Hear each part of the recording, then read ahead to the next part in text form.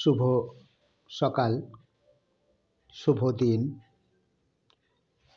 অনেকদিন পরে উচ্চ মাধ্যমিক 2025 সালের পরীক্ষার্থীদের একটা অনলাইন ক্লাস নিয়ে হাজির হলাম আমি, যাদবচন্দ্র রায়। যে ব্যাপারটা না বললেই নয় যে বেশ কিছুদিন পরে এলাম, তোমাদের সঙ্গে হয়তোবা গল্প করতেই এলাম। কারণ খুব বেশি ক্লাস তাকে যদি অনুসরণ করা না হয় তাহলে তা ছাত্রদের উদ্দেশ্যে দেওয়া বেকার। আবার ছাত্ররা যদি প্রশ্ন জিজ্ঞেস করে বা যে জিনিসটা বুঝতে পারে না সে বিষয়ে যদি শিক্ষক মহাশয় দৃষ্টি আকর্ষণ করে তাহলে নিশ্চয়ই ভিডিও না দিয়ে পারা যায় না। কিন্তু আমি যে সমস্ত ছাত্রছাত্রীদেরকে এই অনলাইনে ক্লাসের আওতায় আনতে চেয়েছি তারা তেমনভাবে আমাকে সাড়া দেয়নি। হয়তো সেই দুর্বলতাটা আমারই থাকতে পারে। আবার আমাকে যদি একটু মহান করি তাহলে সে দুর্বলতাটা অবধারিতভাবে ছাত্রছাত্রীদের। যাই হোক, তোমরা যেটা ভালো বুঝছো সেটাই তোমাদের করা উচিত। কেননা আমার চাইতে শিরে সংক্রান্তি তোমাদের বেশি। তোমরা পরীক্ষা দেবে আর আমার পরীক্ষা দেওয়া অনেক আগেই হয়ে গেছে। আমার পরীক্ষা না দিলেও চলে। আমার ক্লাস অনলাইনে না নিলেও চলে। কিন্তু বিশেষ একটা তাগিদ অনুভব করি যে এই ক্লাসটা শুধু ছাত্রদের কাজে লাগছে তা নয়, এই ক্লাসটার ভেতরে আমিও অনেকটা সড়গড় হচ্ছি। যদিও উচ্চ মাধ্যমিকের সিলেবাস এবার নতুন আসছে, এই সিলেবাসের আর কোনো মূল্য হয়তো নতুন ছাত্রছাত্রীদের কাছে থাকবে না। সেই হিসাবে অনলাইনে যে ক্লাসগুলো দিয়েছি তার কোনো ভ্যালিডিটি থাকবে না, অতএব তা শেষ হয়ে যাবে। নতুন করে আবার 12 ক্লাসের নতুন সিলেবাসে আমাদেরকে বা আমরা ছাত্রছাত্রীদেরকে পড়াবো সেই আশায় আছি। কিন্তু যারা 25 সালে উচ্চ মাধ্যমিক পরীক্ষা দেবে প্রায় প্রস্তুতি ছাড়া, সে সমস্ত ছাত্রছাত্রীদের শেষ মিনিট পর্যন্ত দায়িত্ব হয়তো শিক্ষকদের থেকে যায়। তারই তাগিদে একটু গল্প না করলেই নয়। আমি এখন যেটুকু বুঝতে পারছি সেই বুঝতে পারার মধ্যে আমার মনে হচ্ছে যেহেতু এটা পুরনো সিলেবাসের শেষ বছর, সেই জন্য কোশ্চেনটা ঘুরিয়ে পেঁচিয়ে করবার সম্ভাবনা কম। খুব বেশি ছাত্রছাত্রী যাতে এই 25 সালের পরীক্ষায় আটকে থেকে না যায়, সরকারের প্রচেষ্টা থাকবে, শিক্ষা কমিশনের, শিক্ষা পর্ষদের বা শিক্ষা কাউন্সিলের লক্ষ্যই হয়তো তাই থাকবে। অধিকতর সহজ হবে।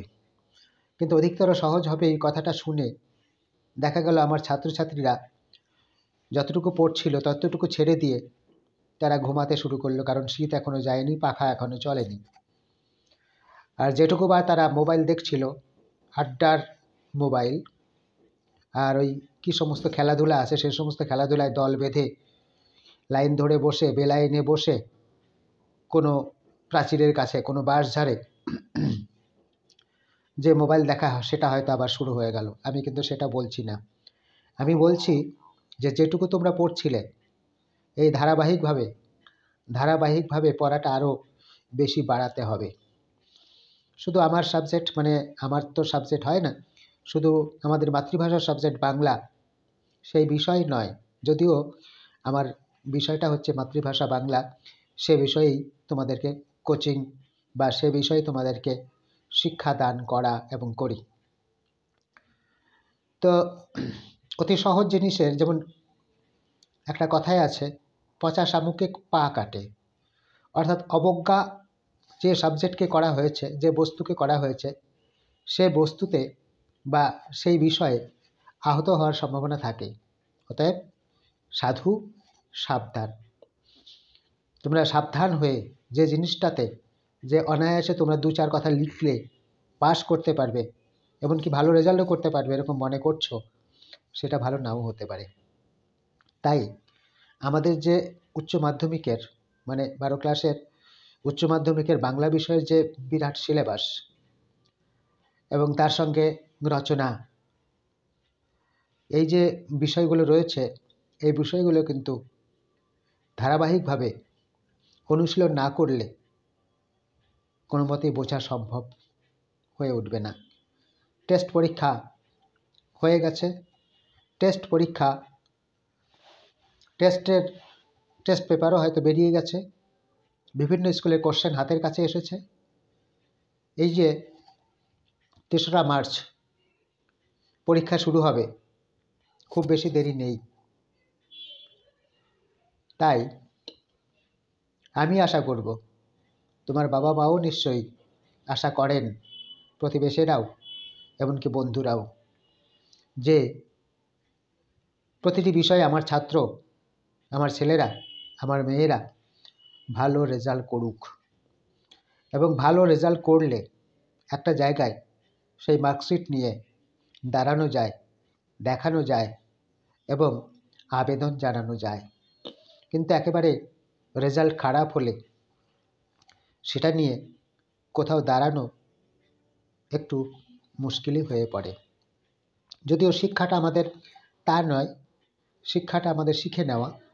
তো শিখে নেওয়া মানে নড়বড়ে শিক্ষা, নড়বড়ে মার্কশিট এবং ভালো শিক্ষায় শক্তপোক্ত নাম্বার এবং মার্কশিট, এটা মনে রাখতেই হবে।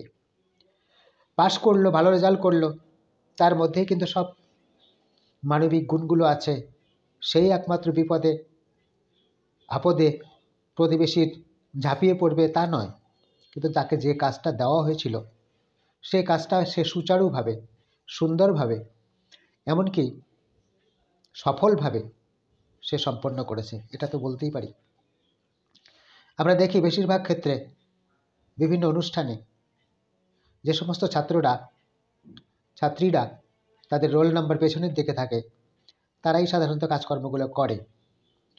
প্রথম, দ্বিতীয়, তৃতীয় তারা যে কাজকর্ম করে না তা নয়, কিন্তু বেশিরভাগ ক্ষেত্রেই শিক্ষক মহাশয় ওদেরকেই ডাকেন এবং ডাকলে পাওয়া যায়।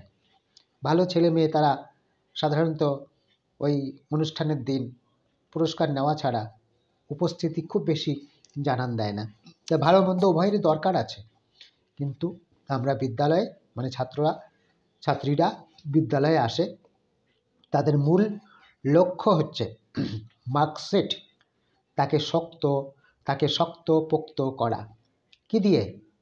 কোনো ধাতব পদার্থ দিয়ে? না, তা নয়। শক্তপোক্ত করতে হবে তাদের নাম্বার দিয়ে এবং নাম্বারের গ্রেড দিয়ে, এমনকি টোটাল নাম্বার অফ মার্কস, তাও কিন্তু আমাদের সমাজ দেখতে চায় এবং নিজেকেও দেখলে ভালো লাগে। পরীক্ষার্থিনী তাদেরও মার্কশিট যদি সুন্দর নাম্বার আসে তাহলে বারবার একটা দেখবার বাসনা জাগে। আমি আশা করব তোমাদের সকলের মধ্যেই এই আকাঙ্ক্ষাটা রয়েছে। এই আকাঙ্ক্ষাটা যাতে আরও বেশি ফলপ্রসূ করা যায় সেই চিন্তা তোমাদের আছে, এবং সেই চিন্তা মানে সেই ভাবনা, সেই উদ্যম আমার চাইতে, তোমাদের শিক্ষক আমার চাইতে আরও বহুগুণ তোমাদের বেশি আছে। সেই জিনিসটাই আমরা চেয়ে থাকি। এবং ক্লাসে হয়তো অনেক মাস্টারমশাই, এমনকি আমিও, কাউকে হয়তো বকে যাই, কাউকে হয়তো তিরস্কার করি, কাউকে হয়তো যে কথা বলবার নয় সে কথা মুখ থেকে বেরিয়ে আসে। কিন্তু সেটা তো জানো যে সেটা মনের কথা নয়। আপাতভাবে যে সমস্ত দিকগুলো তোমাকে উচ্ছৃঙ্খল করছে, যে সমস্ত দিকগুলো তোমাকে বাইরের প্রতি দৃষ্টি দেবার বা খারাপ জিনিসের প্রতি আকর্ষণ বেড়ে যাচ্ছে, সেগুলোকে প্রতিহত করাই শিক্ষক শিক্ষিকার উদ্দেশ্য। শুধু শিক্ষকদের, শিক্ষিকাদের, তাদেরই বলবো কেন, তোমাদের মা বাবা গুরুজন, তারাও কিন্তু সেভাবেই কিন্তু কখনো বকুনি দেন। বকুনির অর্থ করলে হয়তো বা বিরাট কিছু হয়ে যায়, অর্থ করলে হয়তো বা গুরুজনরাই ঠকে যাবেন, কিন্তু তার অর্থ করবার দরকার হয় না। ছাত্রদের মন জলের মতো, তারা কান দিয়ে শোনে এবং খারাপ কথাগুলো কান দিয়ে বের করে দেয়। কিন্তু আমাদের অসুবিধা হচ্ছে, আমাদের খারাপ কথা শুনে কান দিয়ে বের করে দেয় সেটা খুব ভালো, কিন্তু দেখা যায় ভালো কথা যেগুলো শুনবার দরকার আছে, যেগুলো বুঝবার দরকার আছে, যেগুলো মনের মধ্যে রাখবার দরকার আছে, সেই কথাগুলো অবহেলায় মন থেকে বের করে দেয়। এটা নিশ্চয়ই আমরা ভালো বলবো না, আমিও ভালো বলবো না। তাই শেষে একটু টাচ দেই যে তোমাদের যে উচ্চ মাধ্যমিক সিলেবাস, সেখানে গদ্য এবং পদ্য, সেখানে পদ্যের নাম্বার আছে 13, গদ্যের নাম্বার আছে 12, আর সেখানে কতগুলো এমসিকিউ এসএকিউ আছে গদ্য এবং পদ্য, এবং এমসিকিউ এসএকিউ ইতিমধ্যে তোমরা ভালোভাবে অনুশীলন করেছো আমি মনে করব। যেমন গল্পে মানে গদ্যে এমসিকিউ মানে 4টার মধ্যে একটা চয়েস করতে হবে 5 নাম্বার, আবার এসএকিউ 2টো থাকবে গদ্যের মধ্যে। আবার নাটকের মধ্যে, কবিতার মধ্যে 4টা, ওটা ছিল 5টা, এটা 4টা এমসিকিউ, এসএকিউ 4টা কবিতার মধ্যে। কবিতাটা ভালো করে পড়ে শর্ট কোশ্চেনগুলো ভালো করে যদি পড়ো, তাহলে এই যে ছোট কোশ্চেনগুলো অবশ্যই তোমাদের উত্তর করতে পারবে। নাটক, যেখানে 2টো নাটক আছে, নানা রঙের দিন এবং বিভাগ, তাতে এমসিকিউ 3 এবং এসএকিউ আছে 2। তোমরা একবার দেখে নিও বা দেখে নিবে। আর আন্তর্জাতিক কবিতা বা ভারতীয় গল্প এমসিকিউ 1টা, এসএকিউ 1টা। পূর্ণাঙ্গ সহায়ক গ্রন্থ যেটা আমার বাংলা, তার মধ্যে কোনো এমসিকিউ এসিকিউ থাকবে না। আর শিল্প সাহিত্য সংস্কৃতির ইতিহাস মানে ভাষা সাহিত্যের ইতিহাস, যেমন সঙ্গীতের ইতিহাস, চলচ্চিত্রের ইতিহাস, এটা 3টা থাকবে এমসিকিউ, এসিকিউ থাকবে না। ভাষাতে 2টা এমসিকিউ, 3টা এসিকিউ, ভাষা থেকেও থাকবে, প্রবন্ধ থেকে থাকবে না। আর বাকি যেগুলো থাকবে, যেমন গদ্যের জন্য একটা 5 নম্বরের কোশ্চেন অ্যান্সার করতে হবে, গদ্যের জন্য 5 নাম্বার, আর পদ্যের জন্য বড় একটা কোশ্চেন 5 নাম্বার, কবিতার জন্য নাটকের জন্য বড় একটা কোশ্চেন 5 নাম্বার, আন্তর্জাতিক কবিতা ভারতীয় গল্প তার থেকে একটা কোশ্চেন বড় 5 নাম্বার, আর পূর্ণাঙ্গ সহায়ক গ্রন্থ আমার বাংলা থেকে 5 নম্বর, শিল্প সাহিত্য সংস্কৃতি ইতিহাস থেকে, শিল্প সাহিত্য সংস্কৃতি মানে সাহিত্যের ইতিহাস থেকে 2টা কোশ্চেন 10 নম্বর, ভাষার ইতিহাস থেকে একটা কোশ্চেন 5 নম্বর, আর প্রবন্ধ থাকবে 10 নম্বরের জন্য, একটার অ্যান্সার করতে হবে। এগুলো আবার তোমরা জানো তো, আমার ভিডিও তো তা দেওয়া হয়েছিল এবং আরেকবার মনে করিয়ে দিলাম। তো গল্পে গল্পে তোমাদের আরেকটা কথা বলে রাখি, যেহেতু তোমাদের এটা পুরাতন সিলেবাসের শেষ বছর, সেই জন্য তোমরা 23 সালের যে প্রশ্ন উত্তরগুলো আছে এবং তারপরে 23 সালের আগে যেটা 21 সাল এবং 20 সাল বোধহয়, 19 সালে বোধহয় পরীক্ষা হয়নি। তো এই যে বিজোড় সাল যেগুলো আছে, সেই বিজোড় সালের কোশ্চেন এবং অ্যান্সারগুলো বেশি করে করবার চেষ্টা করবে এবং সহজ কোশ্চেনগুলোই করবে। আর রচনা যে যে মাধ্যমিকের মতো উচ্চ মাধ্যমিকেও প্রায় একই স্ট্যান্ডার্ডে থাকে এবং একই ভাবগুলো থাকে, কিন্তু তোমাদের যে রচনার লেখার ধরনটা এবং তার স্ট্যান্ডার্ডিটিটা মানে সেটা মাধ্যমিকের মতো অতটা সহজ থাকে না, একটু ভালোভাবে নামাতে হয়। হয়তোবা পরিবেশ দূষণ ও প্রতিকার, এটা যেমন হয়তো 23 সালে এসেছিল, পরিবেশ বিষয়ক, খেলাধুলা বিষয়ক, তারপরে ভ্রমণ বিষয়ক বা নিজের অভিজ্ঞতা বিষয়ক, এই সমস্ত বিষয় থেকে তোমাদের রচনাগুলো পয়েন্ট টু পয়েন্ট তোমাদের পড়াশোনা চালিয়ে যেতে হবে। এবং এটুকু ভাববে না যে কেবলমাত্র আমরা গদ্য ভালো পড়ছি, পদ্য ভালো পড়ছি, নাটকও ভালো পড়ছি, ভাষার ইতিহাস কমন টাইপ পড়ছি, সাহিত্যের ইতিহাস কমন টাইপ পড়ছি, আর রচনা না করলেও হবে। সেটা কিন্তু খুব বোকামি হবে, কারণ রচনা হচ্ছে এমন একটা জিনিস যে তোমাকে সেখানে কোনো খুব বেশি বাইন্ডিংস থাকে না, প্রশ্নগুলোর মধ্যে পয়েন্ট দেওয়া থাকে এবং তোমার মন, তোমার কলম ইচ্ছা করলেই সেখান থেকে তুমি ভালো অ্যান্সার করতে পারবে এবং সেখানে যেখানে 10 আছে সেখানে 5 বা 4, কখনো ভালো লিখলে, কমন পড়লে 9 নম্বর পর্যন্ত তোমাদের ক্যারি করবে। তাই এই নাম্বারটাও কিন্তু ফেলনা নয়।